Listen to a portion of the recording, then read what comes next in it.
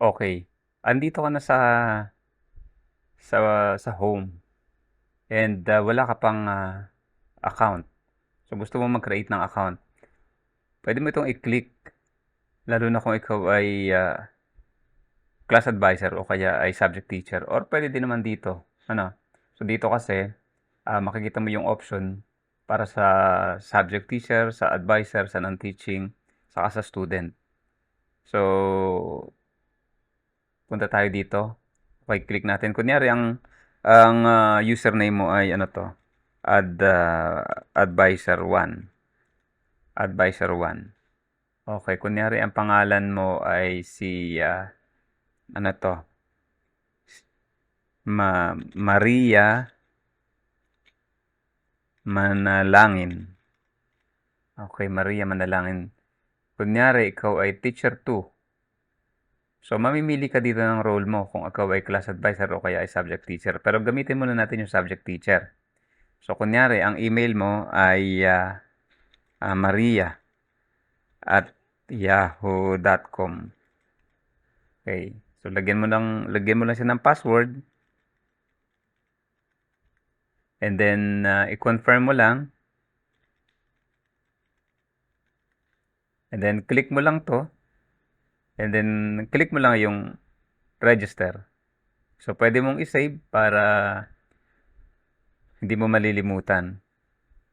Okay. So dito, kung ibang school ang ilalagay mo, add school ka lang.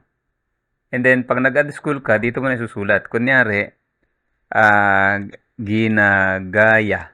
Ginagaya National High School. So, ang ID niya kunyari ay 1, 2, 3, 4, 5, 6. And ang school year natin ngayon ay 2026-2027. Kunyari, Calabarzon ka pa din. And then division mo, kunyari sa Quezon. And then, kunyari, Gumaka West ka. And then, nasa Gumaka ka. And then, halimbawa, ang pangalan ng registrar mo ay ano to, halimbawa si Nena, Nena, Nena Magaling. Okay, so siya ay registrar 1. And then guidance counselor, halimbawa ay si Martha, Martha na buhay. And then principal, kunyari ang principal mo ay si Pedro, Pedro Matapang. And then kunyari school principal Portia and then kunyari siya ang ano to, siya pa din ang ating STS. So maglalagay ka dito kung anong section mo. Halimbawa ang section mo ay ano to. Kunyari 'di ba ang pangalan mo ay si ano to, si Maria, Maria Manalangin. O kunyari ay ang middle name mo ay A. So kunyari yan yung section. And then anong grade level. So kung meron ng mapipili diyan pwede. Pagka wala naman, pwede mo ilagay dito kunyari grade 7. Grade 7. So walang track ang ilalagay dito, wala ding strand. So pwede mo naman ilagay yung modality na face to face pero hindi na naman siya masyadong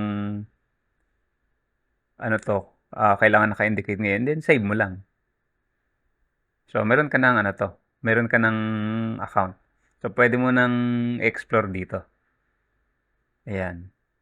So dito pwede ka mag-upload ng parang SF1 pero ano to, titingnan mo kung ano yung template. Halimbawa dito. So okay, so hindi dito yun eh. Sa student, yan student. Dito ito yung ano to, yung template. Yan. So yun yung paraan ng ano to, ng pag-create ng account.